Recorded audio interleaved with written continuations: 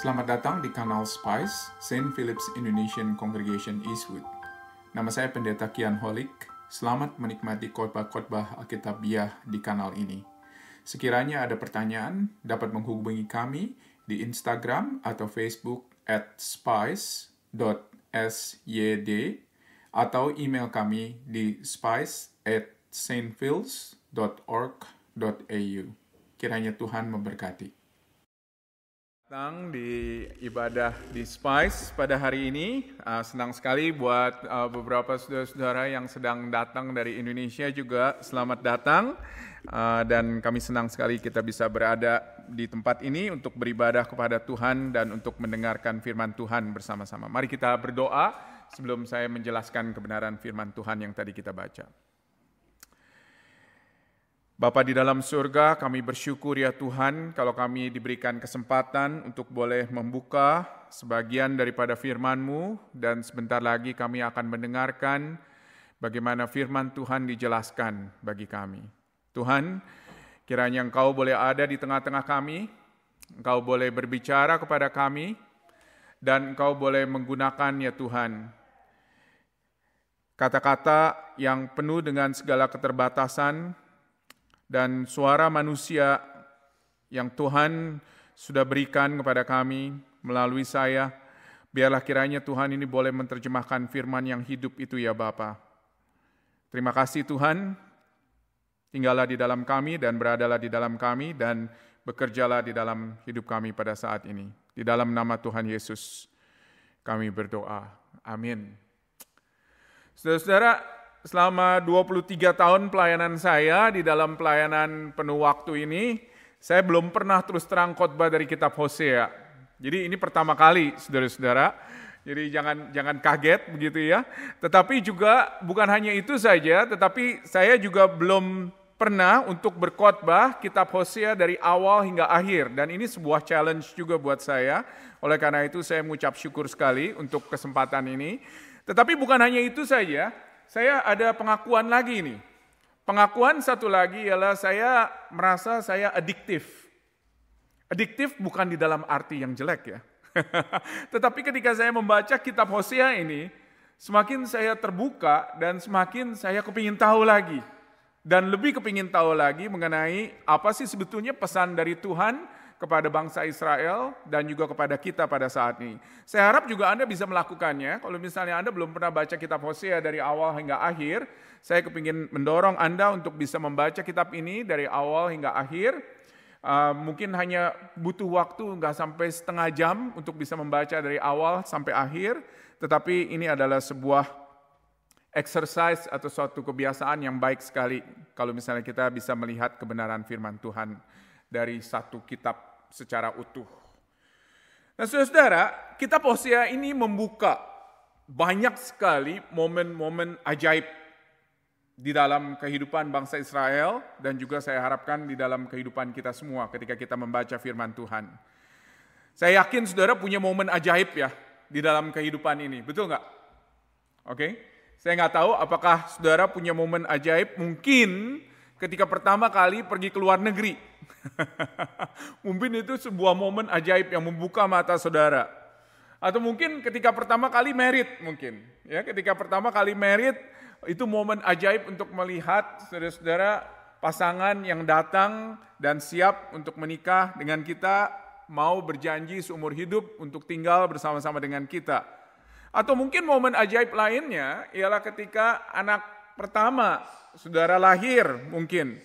Biasanya anak pertama selalu spesial ya. Jadi ada momen yang membuka mata kita. Oke. Atau mungkin kalau misalnya saudara pertama kali datang ke Australia, mungkin momen di mana saudara pertama kali makan Vegemite. Begitu ya, saya nggak tahu. Tahu Vegemite apa? Kalau nggak tahu Vegemite itu apa, harus coba kalau pertama kali ke Australia. Mungkin pertama kali makan Vegemite, saudara-saudara. Atau kalau misalnya saudara, mungkin kalau ada kesempatan pergi ke Medan, begitu dan lihat satu toko yang penuh dengan durian, saudara-saudara. Wah, itu momen magical buat saya karena saya suka sekali durian dan saya tahu saudara-saudara ada beberapa di sini yang suka, ada beberapa di sini yang suka. Saya kepingin kasih warning kepada saudara bahwa saudara akan menemukan momen-momen yang ajaib di dalam kitab Hosea, khususnya di dalam pasal yang ketiga. Pasal yang ketiga ini adalah pasal yang paling singkat di dalam kitab Hosea, tetapi pasal ini adalah pasal yang paling kaya menurut saya akan momen-momen ajaib itu, saudara-saudara. Jadi stay tune. Oke. Nah, saudara mungkin sudah membaca dari kitab Hosea dari pasal 1. Dan kita melihat minggu lalu dari pasal 1 bagaimana pasal 1 menekankan bahwa Hosea dipanggil oleh Allah untuk menikahi Gomer. Siapa Gomer ini? Kalau kita lihat di pasal 1, boleh buka pasal 1. Siapa Gomer ini? Gomer ini adalah seorang pelacur, dia katakan. Jadi saudara-saudara, di dalam kitab Hosea pasal 1 dan pasal 2, kita melihat bagaimana kitab ini berbicara mengenai dua ekstrim. Dua ekstrim. Yaitu ekstrim yang satu adalah ekstrim mengenai keberdosaan umat Allah, bagaimana umat Allah tidak taat, orang Israel tidak taat. Tetapi ada satu ekstrim yang lain, yaitu ekstrim dari kesetiaan Tuhan. Bagaimana Tuhan mengasihi umatnya. Dan luar biasa saudara-saudara, ini diterjemahkan di dalam kehidupan Hosea. Bagaimana Hosea, di dalam pernikahannya dengan Gomer, saudara-saudara, dia adalah seorang yang setia kepada Gomer, walaupun Gomer berganti-ganti pasangan. Pelacur itu biasanya berganti-ganti pasangan tentunya ya, karena dia melacurkan diri dan menjual diri boleh dikatakan. Jadi dia melakukan aktivitas seksual dengan berganti-ganti pasangan tanpa komitmen dan tanpa eksklusivitas. Nah di sini Tuhan mau berbicara kepada orang Israel melalui Hosea dan bukan hanya melalui kata-kata daripada Hosea. Biasanya kalau misalnya seorang nabi dipanggil oleh Tuhan untuk berbicara kepada bangsa Israel, biasanya Tuhan itu memberikan kata-kata ya kepada nabi-nabi itu. Betul nggak? Tuhan memberikan kata-kata kepada nabi-nabi itu dan kemudian saudara-saudara nabi-nabi itu menyampaikan kata-kata Tuhan. Tetapi Hosea ini agak sedikit unik. Karena dia bukan hanya menyampaikan kata-kata dari Tuhan, tetapi Tuhan menyuruh dia untuk melakukan sesuatu, untuk memerintahkan dia untuk melakukan sesuatu, supaya apa? Supaya dia bisa menunjukkan, Tuhan bisa menunjukkan bagaimana kasihnya kepada bangsa Israel, saudara-saudara. Jadi, boleh dikatakan, Hosea itu dipanggil untuk melakukan sesuatu yang aneh, untuk menikahi Gomer, seorang pelacur, untuk menunjukkan bagaimana kasih Allah kepada umatnya. Nah, minggu lalu saya bicara secara unik. Kenapa dari semua image yang Tuhan pakai, kenapa pernikahan? Begitu loh. Seperti kita tahu di dalam Alkitab ada begitu banyak image, gambaran mengenai hubungan Tuhan dengan umatnya. Ada gambaran mengenai bagaimana dia adalah gembala, kita adalah domba-dombanya. Ada juga image atau gambaran misalnya, bagaimana dia adalah bapa, kita adalah anak-anaknya. Tetapi kenapa di dalam pernikahan? Itu yang menjadi pertanyaan. Saya yakin ada 5 hal kenapa kita membaca kitab Hosea di dalam image pernikahan ini. Pertama-tama ada kasih. Terus terang di dalam pernikahan. Kalau nggak ada kasih, orang nggak akan menikah, betul nggak? Terus kemudian yang kedua juga ada janji, eksklusivitas. Bagaimana ini adalah pasangan satu-satunya. Ada prioritas, saudara-saudara. Bagaimana pasangan memprioritaskan yang lain lebih daripada segala-galanya. Ada sebuah long-term commitment terhadap pasangannya. Dan juga ada forgiveness tentunya dan pengampunan.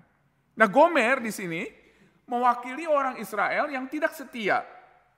Yang menyembah dan memiliki hubungan dengan dewa-dewa Kanaan lainnya. Dan Hosea mewakili hati Tuhan. Hati Tuhan yang penuh dengan kasih, penuh dengan setia, penuh dengan kesetiaan untuk mengasihi dan mengejar bangsanya walaupun mereka jahat dan mereka tidak setia. Dan luar biasa saudara-saudara, karena ketidaksetiaan manusia di sini, maka ada efek, ada akibat daripada ketidaksetiaan manusia. Ada penghakiman yang terjadi karena orang Israel tidak setia. Dan kalau misalnya kita lihat saudara-saudara, penghakiman ini adalah semata-mata untuk mengembalikan hubungan antara Gomer kembali dengan Hosea supaya menjadi satu seperti Tuhan ingin menjadi satu kembali dengan bangsanya. Kalau kita lihat di pasal yang kedua, saudara bisa lihat sebentar di pasal yang kedua di app saudara, atau mungkin di Alkitab saudara. Saudara akan lihat berkali-kali di sana, dia katakan bahwa Allah memanggil orang Israel untuk bertobat, saudara-saudara. Kalau kita lihat, kata-kata yang ada di dalam pasal 2 itu selalu aku. Siapa aku ini? Ini adalah Allah. Allah yang melakukannya. Allah yang berkomitmen. Dan Allah yang menebus, menyelamatkan umatnya sendiri. Dan kita datang sekarang kepada pasal yang ketiga. Kita sampai ke dalam pasal yang ketiga. Ya. Di pasal yang ketiga ini, saya yakin ini akan membantu kita untuk kita memahami pasal-pasal selanjutnya. Dan kita akan baca pasal 3 ayat 1, saudara-saudara. Kita akan baca bersama-sama kalau saudara sudah ketemu di ayatnya yang pertama. Pasal 3 ayat 1 ada di layar. Berfirmanlah Tuhan kepadaku, pergilah, cintailah perempuan yang suka bersundal dan berzina, seperti Tuhan juga mencintai orang Israel, sekalipun mereka berpaling kepada Allah-Allah lain dan menyukai kue kismis. Di sini Tuhan memerintahkan Hosea untuk pergi dan mencintai istrinya lagi. Saudara lihat nggak kata lagi di sini? Pergilah lagi. Begitu ya, pergilah lagi. Karena apa, saudara-saudara? Karena istrinya ini, Gomer ini, itu udah melarikan diri. Dan kini hidup sebagai perempuan yang berulang kali melakukan kesalahan, terbukti berzina, boleh dikatakan, dan hidup sekali lagi menjadi seorang pelacur, saudara-saudara. Dia menikah dan dia melacurkan diri. Dan dia hidup jauh dari Tuhan. Lari, boleh dikatakan, dari Tuhan.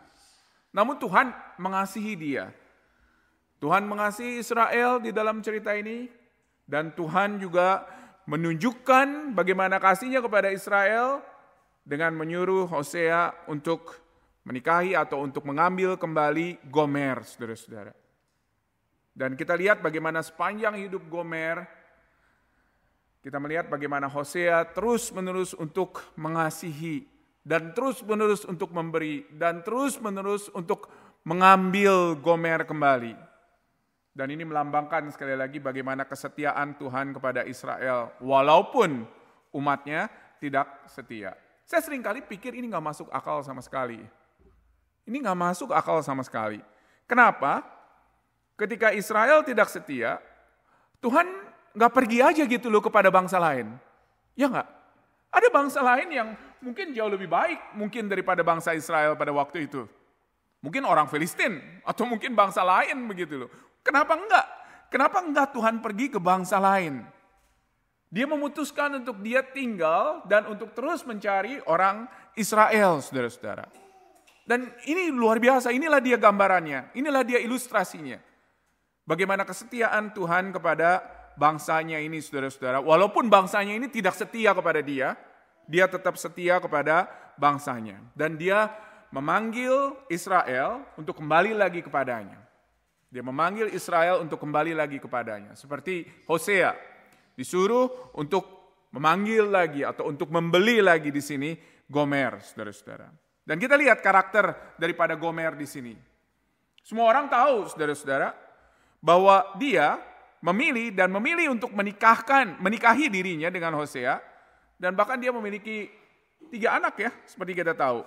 Bersama-sama, yang pertama adalah anak dengan Hosea, dan kemudian 2 lagi kemungkinan besar itu adalah anak yang dia peroleh dari hubungan dengan orang lain, saudara-saudara.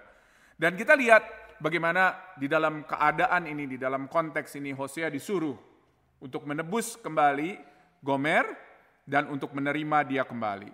Menurut saya ini adalah sebuah momen yang akan membuka mata kita, menakjubkan, dan saya yakin ini saudara-saudara ini adalah betul-betul momen di mana kita sadar bahwa wow, kasih Tuhan kepada saya itu sesuatu yang luar biasa. Dan ini adalah orang Israel. Orang Israel yang berpaling kepada dewa-dewa lain, orang Israel yang tidak lagi beribadah kepada Tuhan, dan orang Israel yang saudara-saudara baca di sini suka kue, apa? Kue kismis ya. Dari semua kue, kenapa kue kismis? Begitu loh saudara-saudara ya. Tetapi kue kismis ini ternyata adalah kue yang biasa dipakai untuk penyembahan ritual dewa-dewa Kanaan, saudara-saudara. Orang Kanaan menyembah dewa-dewa kafir dengan membawa kue-kue kismis ini. Jadi kue kismis ini menandakan bagaimana afiliasi daripada orang-orang itu kepada dewa-dewa Kanaan. Dan ini bukan pertama kali bagi Israel untuk menyembah dewa-dewa Kanaan. Lalu apa yang Allah lakukan? Saudara baca ayat 2. Kita akan baca bersama-sama ya, ayat 2. 1, 2, 3. Lalu aku membeli dia bagiku dengan bayaran 15 shikal perak dan 1,5 homer jelai. Tuhan memerintahkan kepada Hosea untuk melakukan ini. Gomer telah tidur dengan pria lain, dengan orang lain. Dan kemungkinan besar, saudara-saudara, dari beberapa komentar yang saya baca, dia ada di dalam satu posisi di mana dia melacurkan diri lagi dan gak laku, boleh dikatakan. Gak laku. Jadi ketika dia pekerjaannya sebagai seorang pelacur, dia melacurkan diri dan gak laku, apa yang harus dia lakukan? Dia harus menjual dirinya sebagai seorang budak. Dia menjual dirinya sebagai seorang budak karena dia perlu makan, dia perlu uang, saudara-saudara. Dan dia memberikan dirinya kepada perbudakan. Luar biasa ya saudara-saudara ya. Ini bukan hanya seorang pelacur, tetapi dia memberikan dirinya untuk menjadi seorang budak. Pelacur yang sudah tidak laku lagi, boleh dikatakan. Dan menjadi seorang budak. Dan sekarang saudara-saudara kita melihat bagaimana dia menjual dirinya ke perbudakan. Dan disinilah dia, Hosea dipanggil untuk membelinya kembali. Kemungkinan besar dia dimiliki oleh bos daripada budak-budak itu. Saya nggak tahu namanya apa, begitu ya. Bos daripada budak-budak itu. Dan Hosea perlu untuk membelinya kembali. Dia membeli di dalam suatu auction, di dalam suatu lelang yang terbuka, saudara-saudara. Dan dia membayar dengan uang dan harta yang dia miliki untuk mendapatkan Gomer. Perempuan yang sudah berdosa, perempuan yang sudah berhubungan dengan laki-laki lain. Dan perhatikan saudara-saudara, ini adalah bagian yang menurut saya penting, karena di ayatnya yang kedua itu luar biasa sekali. Hosea memberikan lebih daripada apa yang dia harus berikan, atau dia harus bayar untuk menebus Gomer, saudara-saudara. Harga seorang budak, di dalam Keluaran pasal yang ke-21, itu adalah 30 shikal perak. Itu harga satu orang budak. Oke? Dan Hosea tidak membayar 30 shikal perak. Berapa yang dia bayar? 15 shikal perak, saudara-saudara. Tetapi ditambah dengan 1,5 homer jelai. Apa maksudnya 1,5 homer jelai? Mungkin kita pikir, 1,5 mungkin hanya 1,5 kilo kurang lebih. Tetapi 1,5 homer jelai itu adalah equal kurang lebih dengan 195 kilo, saudara-saudara, gandum. Jadi 15 shikal perak plus 195 kilogram gandum. Dan menurut orang katakan itu totalnya lebih daripada 30 shikal perak. Apa yang Hosea ingin katakan di sini? Hosea ingin katakan, aku akan membeli kamu dengan uang, dan aku akan memberi kamu dengan semua gandum yang aku miliki untuk membebaskan kamu. Ini istrinya loh saudara-saudara yang udah berzina, yang udah melarikan diri. Jadi pertama-tama ada tekanan financial ya kepada Hosea. Tetapi bukan hanya itu aja saudara-saudara. Hal lain yang perlu kita perhatikan di sini karena konteksnya itu adalah lelang, auction saudara-saudara. Jadi kita melihat kemungkinan besar Hosea itu membeli Gomer di tempat terbuka. Saudara ngerti? Di tempat terbuka, auctionnya ini kemungkinan terbuka. Dan juga kemungkinan disaksikan oleh orang lain. Dan biasanya budak saudara-saudara, ketika dia dijual, ketika dia di auction, di lelang, dia biasanya harus ditelanjangi. Dan saudara bisa bayangkan pada waktu itu, Gomer nggak punya lagi satu helai pun yang bisa mengcover dia, dan dia menutup matanya pada waktu itu. Dan terjadilah lelang, saudara-saudara. Hosea datang ke lelang itu. Dan Gomer mendengar tawaran di lelang itu. Dia mendengar orang yang bilang 5 shikal, Dia mendengar orang yang bilang 10 shikal. Dia mendengar orang yang bilang 15 shikal. Dan dia mendengar satu suara yang dia kenal betul. Mengatakan 15 shikal perak plus 1,5 homer jelai. Dan itu adalah suara daripada suaminya. Hosea datang ke lelang itu, lelang yang terbuka itu, bukan malam-malam, bukan maksudnya nyumput-nyumput lewat belakang, pintu belakang begitu ya, bawa uangnya mungkin di kantong, dan katakan kepada penjaga guardnya, kepada penjaga slave-nya itu, katakan, oke, kita akan pelan-pelan aja ya. Ini deal-nya nih, kita akan pelan-pelan aja. Saya akan bayar ini dan saya mau bebaskan Gomer. No, saudara-saudara. Dia membeli Gomer di tempat yang terbuka, saudara-saudara. Publik, semua orang tahu kalau misalnya Hosea menghabiskan semua uangnya untuk mendapatkan istrinya kembali. Ada tekanan sosial di sini, saya yakin. Dan itu juga yang Tuhan lakukan kepada kita. Dia menebus kita semuanya, orang jahat, orang berdosa, pelanggar, yang udah bukan satu kali tetapi berkali-kali, yang selalu melanggar dan melanggar dan melanggar lagi. Dia memberikan Yesus Kristus, anaknya satu-satunya untuk mati di atas kayu salib, saudara-saudara, bagi kita. Dan dia melakukannya di tempat umum. Ketika Yesus disalib di luar kota Yerusalem, dia lakukan di tempat umum, sehingga seluruh dunia, saudara-saudara tahu. Dan bagaimana dunia mencemooh dan mengejek dia, saudara-saudara. Tetapi dia datang justru untuk dunia itu, yang mencemooh dan mengejek dia. Saya pribadi terus terang, ketika saya baca ayat 2, saya nggak bisa baca lagi, saudara-saudara, dengan cara seperti dulu. Dulu saya cuma baca satu glance saja begitu. Tetapi ketika saya tahu, saudara-saudara, bahwa inilah yang dilakukan oleh Allah kepada saya, kepada kita semuanya, saya nggak bisa baca ayat ini seperti dulu. Dia memberikan segalanya bagi kita. 15 shikal perak, 1,5 homer jelai. Dia berikan semuanya bagi kita. Dia berikan Yesus Kristus, anaknya satu-satunya bagi kita. Apa yang kita sudah berikan kepada dia, saudara-saudara? Ada konsekuensi ya dari dosa ya. Bukan hanya sekedar dibayar aja, tetapi kalau kita lihat ayat 3, saudara-saudara, kita baca bersama-sama. 1, 2, 3. Aku berkata kepadanya, lama engkau harus diam kepadaku dengan tidak bersundal, dengan tidak mempunyai kepunyaan seorang laki-laki, dan juga aku ini tidak akan bersetubuh dengan engkau. Hosea dan Gomer pada akhirnya bersatu kembali, tetapi tidak intim dikatakan secara seksual. Apa artinya? Dia bersatu kembali dengan istrinya untuk menjadi kudus, tetapi tidak secara seksual. Gomer tidak boleh menjadi pelacur lagi atau bersama dengan pria lain lagi. Dan Hosea juga akan bersikap seperti itu. Hosea berkata, boleh dikatakan aku akan menjadi seorang selibat untuk kamu.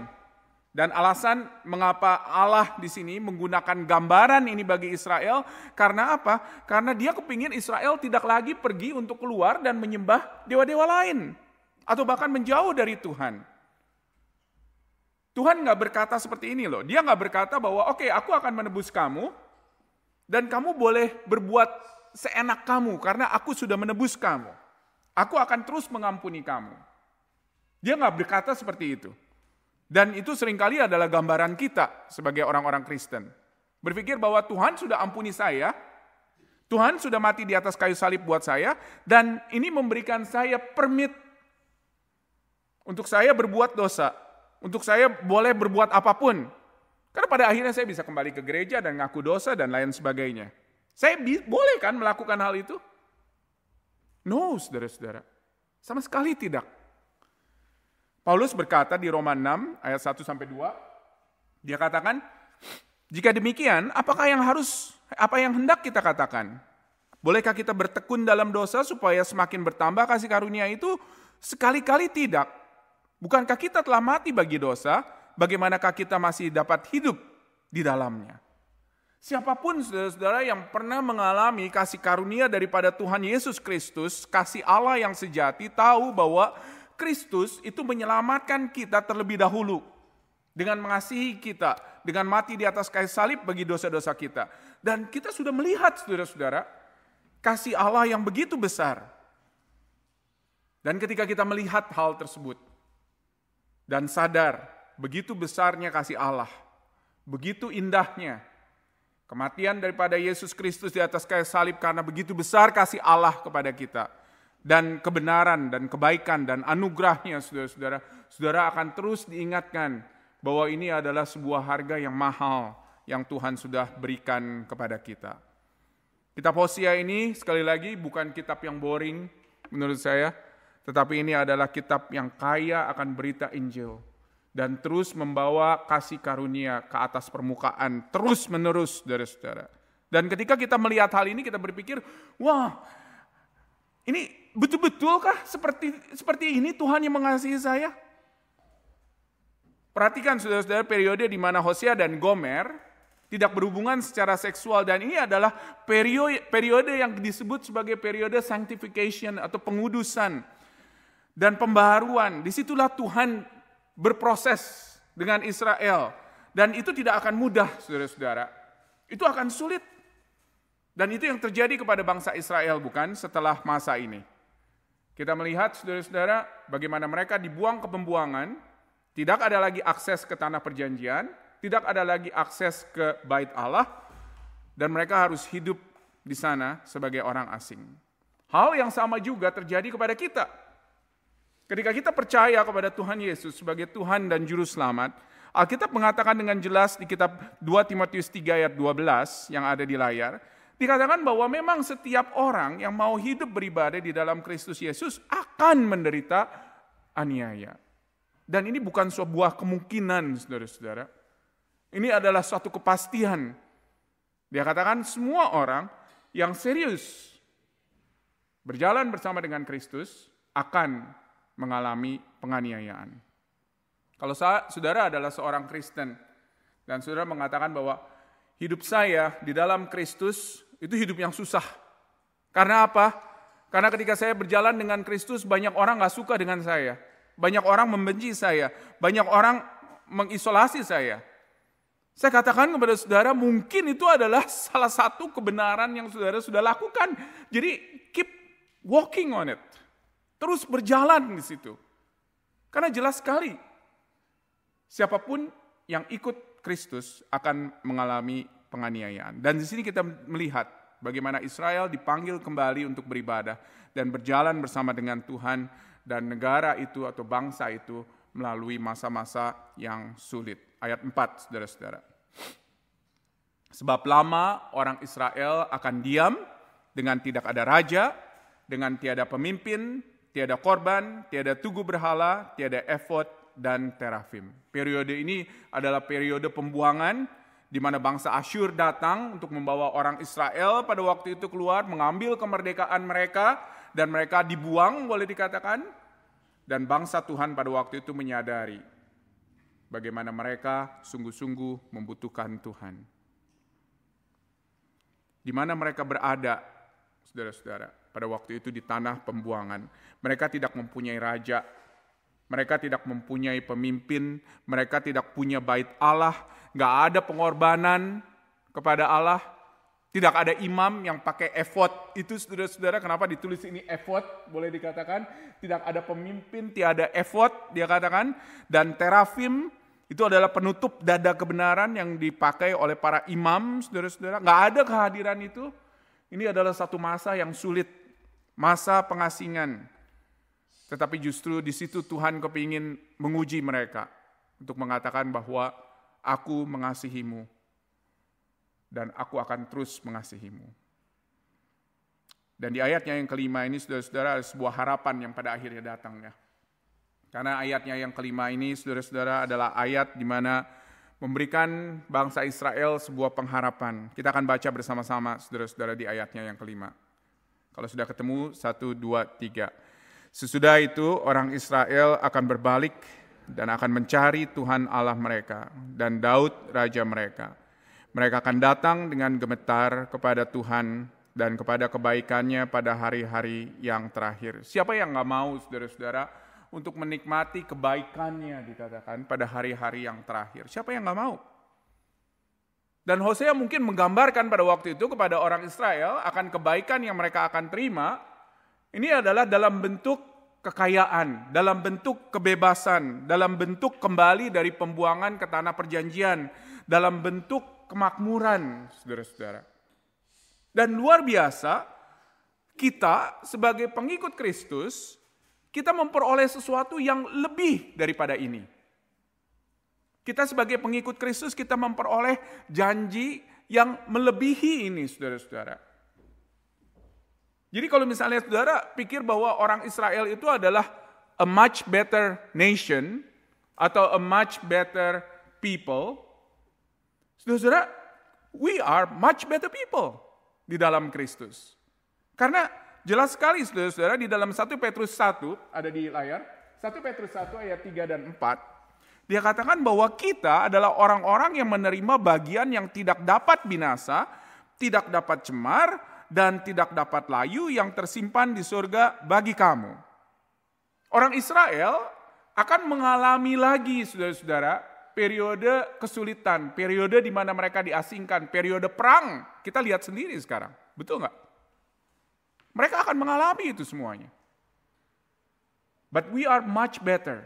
Karena kita adalah orang-orang yang menerima warisan yang tidak dapat layu, tidak dapat cemar, yang tersimpan di sorga bagi kita. Dan Yesus memberikan berkat ini kepada kita. Ketika kita mau datang kepada Dia. Dan katakan, Tuhan, aku mau menyerahkan hidupku kepadamu. Aku mau percaya kepadamu. Kekayaan yang tidak dapat cemar dan tidak dapat layu. Dan seruan ini, saudara-saudara, panggilan ini adalah panggilan yang diberikan terus-menerus di dalam gereja ini.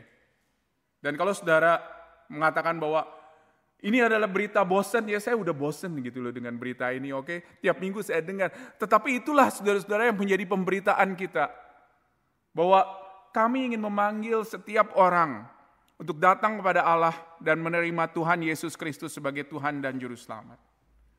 Dan luar biasa saudara-saudara kalau kita lihat di dalam ayatnya yang kelima, kita melihat bagaimana Hosea di sini mencari dan mencari Gomer, seperti Allah mencari dan mencari bangsa Israel, dan Allah menjanjikan bangsa Israel bahwa mereka akan menikmati sebuah berkat di bawah Daud, raja mereka. Daud udah mati pada waktu itu tentunya, tetapi yang disebut di sini adalah keturunan Daud.